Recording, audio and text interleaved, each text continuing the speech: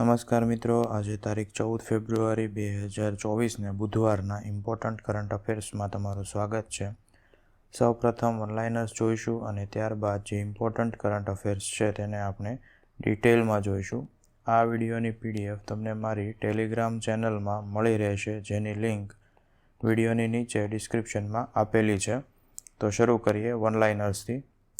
સુરત ખાતે નીતિ આયોગની આર્થિક પરિવર્તન લાવવાની મહત્વાકાંક્ષી પહેલમાં સમાવેશ કરવામાં આવ્યો છે.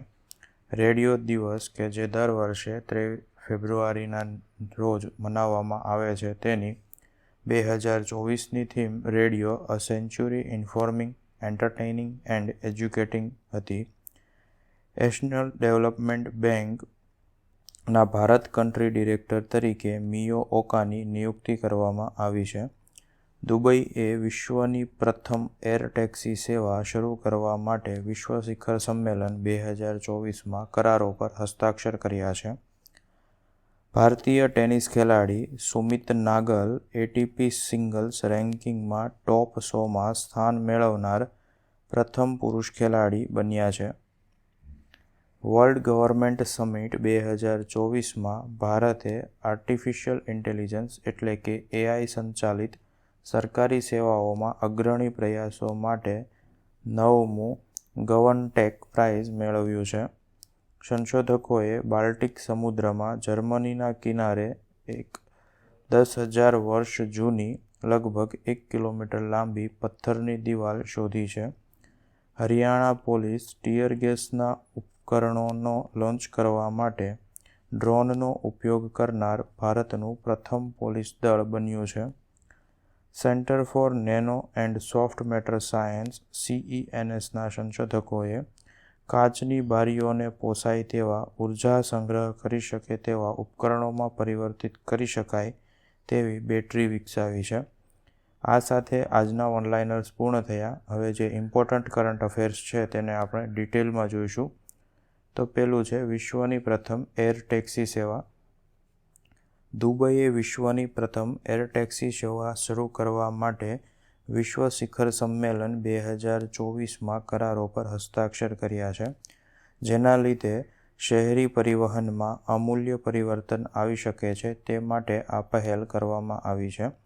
આ કરારો અંતર્ગત દુબઈ શહેરમાં ઇલેક્ટ્રિક એર ટેક્સી સેવા અને વર્ટિકલ પોર્ટ નેટવર્કના વિસ્તરણમાં મદદ કરવામાં આવશે. પાયલટ સહિત 4 મુસાફરો ઉડાન ભરી શકે તેવી બેટરી સંચાલિત એર ટેક્સીની મહત્તમ રેન્જ 161 કિલોમીટર છે અને તેની ઝડપ 321 કિલોમીટર પ્રતિ કલાક રહેશે. એર ટેક્સી નેટવર્ક 2026 સુધીમાં તેની કામગીરી શરૂ કરશે. શહેરી પરિવર્તન ઇકોસિસ્ટમને પુનઃ વ્યાખ્યાયિત કરવાની દુબઈની શોધમાં આ પગલું એક મહત્વપૂર્ણ સીમાચિહ્નરૂપ બનશે. ત્યારબાદ governtech prize. World Government Summit 2024માં આર્ટિફિશિયલ ઇન્ટેલિજન્સ સંચાલિત સરકારી સેવાઓમાં તેના અગ્રણી પ્રયાસો માટે ભારતે પ્રતિષ્ઠિત 9મું ગવર્નટેક પ્રાઇઝ મેળવ્યું છે. વાર્ષિક પુરસ્કાર સરકારી સંસ્થાઓ, કેન્દ્રીય અથવા સ્થાનિક, વિશ્વવ્યાપી, સર્જનાત્મક અને નવીન ઉકેલોને ઓળખવા માટે UAEની સરકાર દ્વારા આ એવોર્ડ સ્થાપિત કરવામાં આવ્યો છે.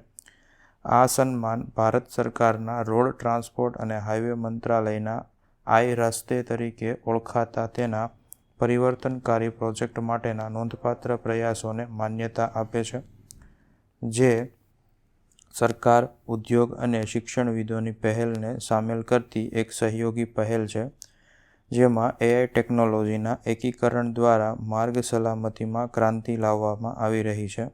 આ નવીન પ્રોજેક્ટ માર્ગ સલામતીના પડકારોને આગોતરી રીતે સંબોધવા માટે AIની આગાહી શક્તિનો ઉપયોગ કરી પરંપરાગત અભિગમોથી નોંધપાત્ર પ્રસ્થાન દર્શાવે છે.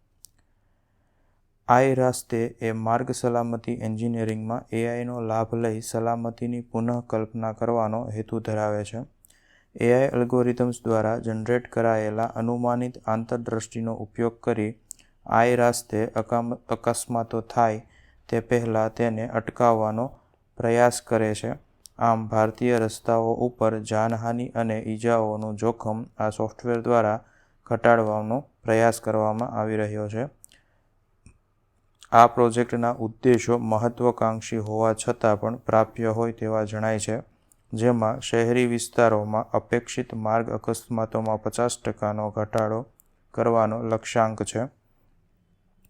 વધુમાં આઈરાસ્તે સોફ્ટવેરનો ઉદ્દેશ શહેરના રોડ નેટવર્કની અંદરના બ્લેક સ્પોટને નોંધપાત્ર રીતે ઘટાડવાનો છે, જેથી પરિવહન પ્રણાલીમાં સલામતી અને કાર્યક્ષમતામાં વધુ વધારો કરી શકાય. ત્યારબાદ શક્તિ ઇલેક્ટ્રિક વોરફેર સિસ્ટમ. સંરક્ષણ મંત્રાલયે ભારતીય નૌકાદળ માટે 11 શક્તિ ઇલેક્ટ્રોનિક વોરફેર સિસ્ટમ્સની ખરીદી માટે ભારત ઇલેક્ટ્રોનિક લિમિટેડ એટલે કે બેલ સાથે કરાર પર હસ્તાક્ષર કર્યા છે.